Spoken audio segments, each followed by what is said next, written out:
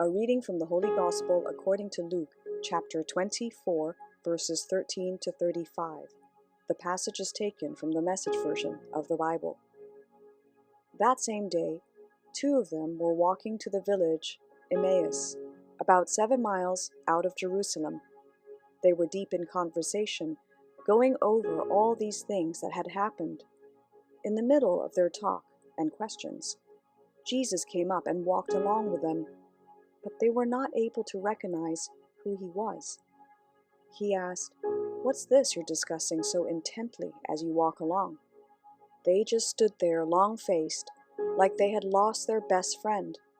Then one of them, his name was Cleopas, said, "Are you the only one in Jerusalem who hasn't heard what's happened during the last few days?" He said, "What has happened?"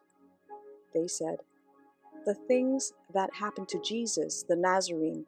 He was a man of God, a prophet, dynamic in work and word, blessed by both God and all the people. Then our high priests and leaders betrayed him, got him sentenced to death, and crucified him. And we had our hopes up that he was the one about to deliver Israel. And it is now the 3rd day since it happened. But now some of our women have completely confused us. Early this morning, they were at the tomb and couldn't find his body. They came back with the story that they had seen a vision of angels who said he was alive. Some of our friends went off to the tomb to check and found it empty, just as the women said, but they didn't see Jesus."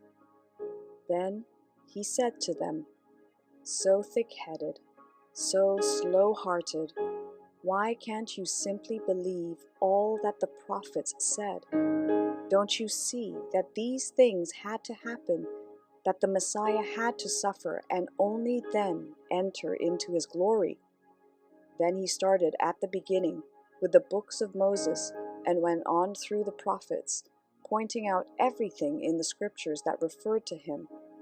They came to the edge of the village where they were headed. He acted as if he were going on, but they pressed him. "Stay and have supper with us. It's nearly evening. The day is done." So he went in with them, and here is what happened. He sat down at the table with them. Taking the bread, he blessed and broke and gave it to them.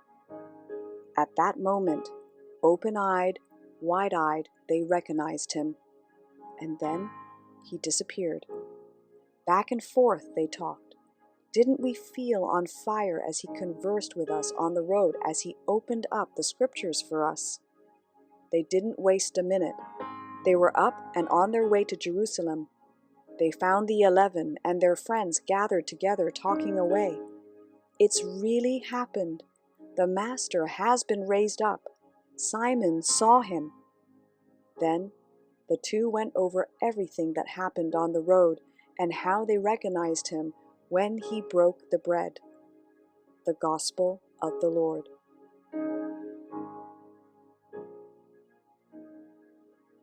Let us now listen to a short reflection on the Holy Gospel according to St. Luke, chapter 24, verses 13 to 25.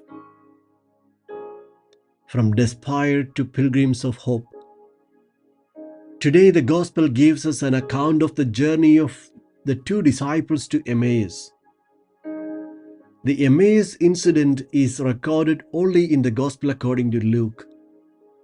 The walk to Emmaus represents our journey through life's disappointments. Their dreams had been shattered by shame and humiliation of the cross. We were hoping that he was the one to save us, say the disciples on the road to Emmaus.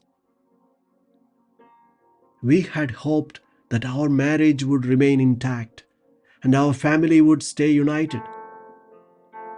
We had hoped that wars, violence, and terrorism would come to an end. We had hoped that our children would continue to be active members of the church. We too are often like the disciples with shattered dreams and hopes. As for the disciples, It was a journey made at the wrong time.